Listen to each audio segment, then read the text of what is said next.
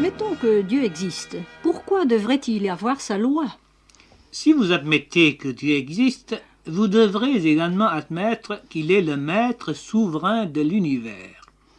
Comment un souverain pourrait-il diriger et gouverner les hommes et les événements sans avoir une loi pour faire connaître ce qu'il est, ce qu'il exige, pour fixer les limites des droits et des devoirs de tout un chacun?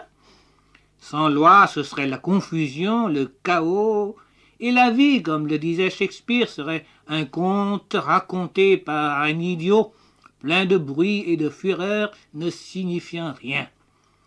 Dans leur évolution dans l'espace, les astres même ne se meuvent pas au hasard, dans le désordre, mais suivent des lois rigoureuses. Comment concevoir cela sans admettre l'existence d'un créateur souverain?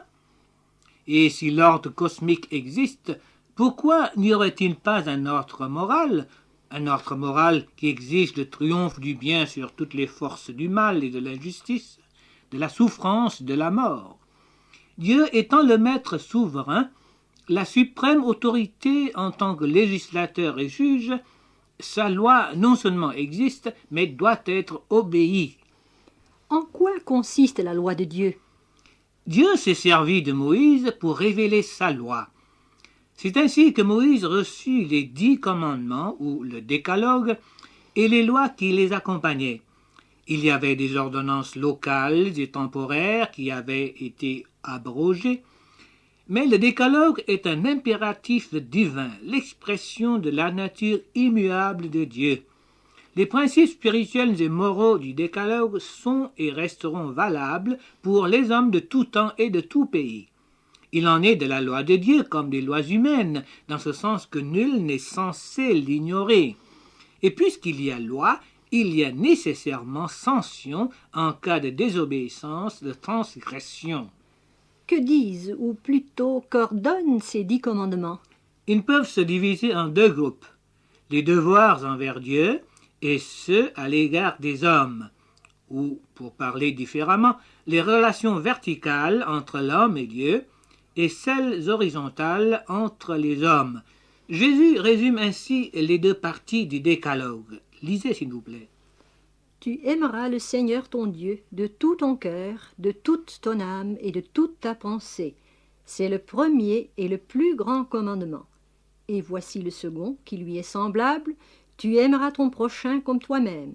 Et ces 2 commandements dépendent toute la loi et les prophètes. Est-ce que, en faisant cela, nous accomplissons tous nos devoirs envers Dieu et envers nos frères? Oui, la loi de Dieu est la loi de l'amour. Le plus grand commandement de Dieu est celui d'aimer. Et ce commandement régit tous les autres. Même si les hommes accomplissaient scrupuleusement toutes les lois morales de Dieu, s'ils s'évertuaient à observer toutes les formes extérieures du culte, à consentir de lourds sacrifices, ils n'en sont pas moins coupables devant Dieu s'ils manquent d'amour. Aimer et aimer son prochain comme soi-même n'est pas peu de chose. On tombe facilement dans le piège du légalisme pur pour accomplir la lettre de la loi en négligeant l'amour qui doit animer tout acte d'obéissance à cette loi. C'était le cas des pharisiens, ces chefs religieux extrêmement soucieux du respect des formes extérieures de la loi, mais au cœur dur et sévère, dénués d'amour. Lisez s'il vous plaît dans la Bible. Malheur à vous, pharisiens, parce que vous payez la dîme de la menthe, de la rue, de toutes les herbes, et que vous négligez la justice et l'amour de Dieu. C'est là qu'il fallait pratiquer, sans omettre les autres choses. Que faut-il comprendre ici par l'amour de Dieu?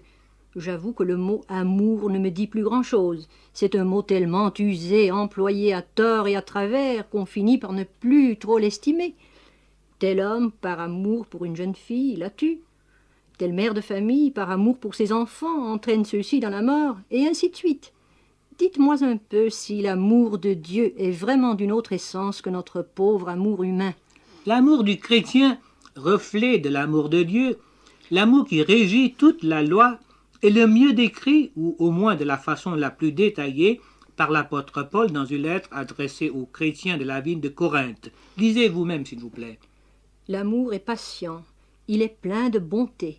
L'amour n'est point envieux, l'amour ne se vante point, Il ne s'enfle point d'orgueil, il ne fait rien de malhonnête, il ne cherche point son intérêt, il ne s'irrite point, il ne soupçonne point le mal, il ne se réjouit point de l'injustice, mais il se réjouit de la vérité.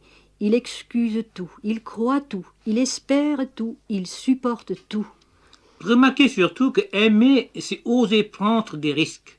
Aimer, c'est être vulnérable, c'est s'exposer à la souffrance, avoir le cœur brisé.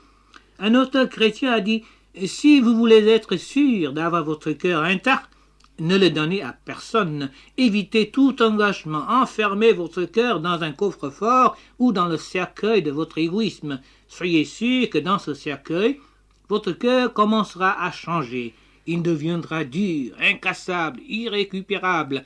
Le seul endroit en dehors du paradis où vous pourrez être parfaitement en sécurité, loin des dangers de l'amour, c'est l'enfer. » Ce que vous me dites là me fait penser à une petite histoire qu'un chrétien m'a racontée. Ce chrétien avait rêvé qu'il devait descendre un instant en enfer, ce lieu maudit où les pécheurs impénitents sont torturés. Quelle ne fut sa stupéfaction de trouver des gens attablés devant des mets les plus délectables.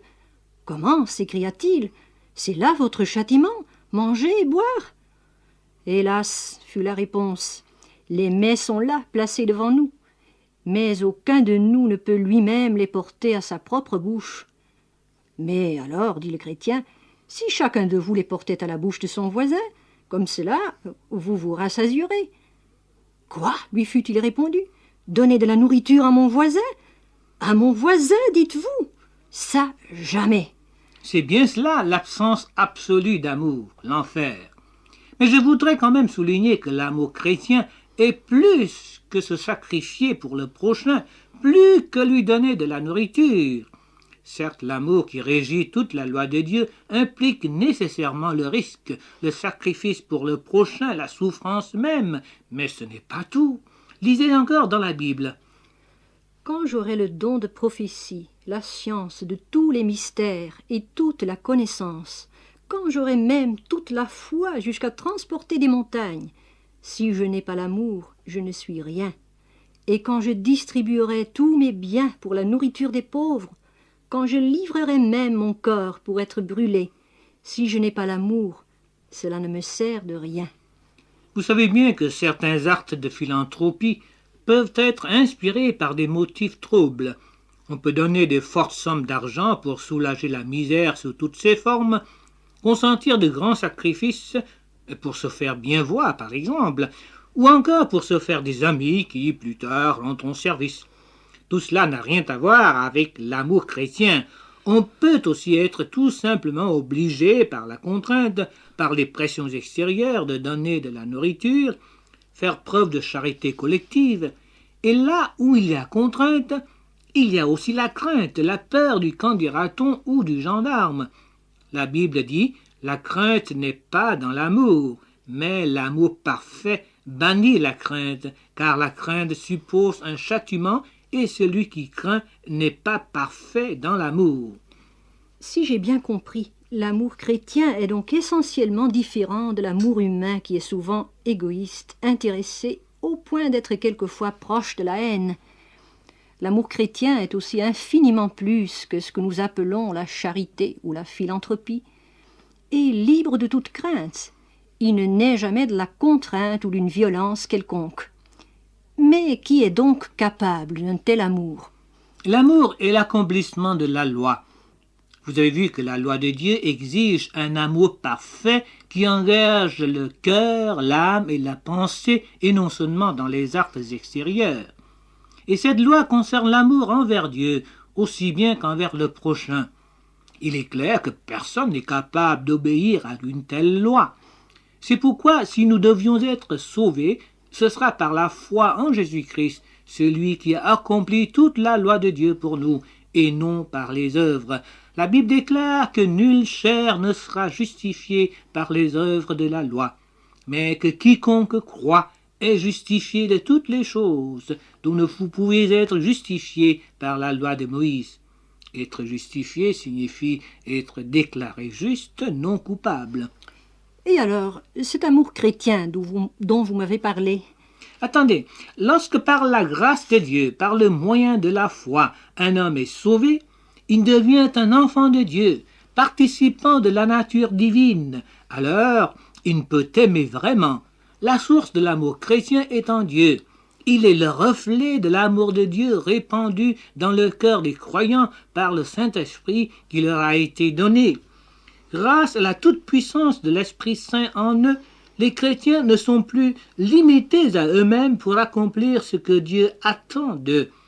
Ainsi, si nous voulons être au bénéfice de l'œuvre du Saint-Esprit en nous, si nous désirons qu'il produise en nous le fruit divin de l'amour, nous devons d'abord reconnaître que nous sommes incapables par nous-mêmes d'aimer comme Dieu le veut, comme nous sommes impuissants d'accomplir pleinement la loi de Dieu. Mais la Bible déclare, lisez s'il vous plaît. Lorsque nous étions encore sans force, Christ, au temps marqué, est mort pour des impies. À peine mourrait-on pour un juste. Quelqu'un, peut-être, mourrait-il pour un homme de bien. Mais Dieu prouve son amour envers nous, en ce que lorsque nous étions encore des pécheurs, Christ est mort pour nous. Auditeurs, auditrices,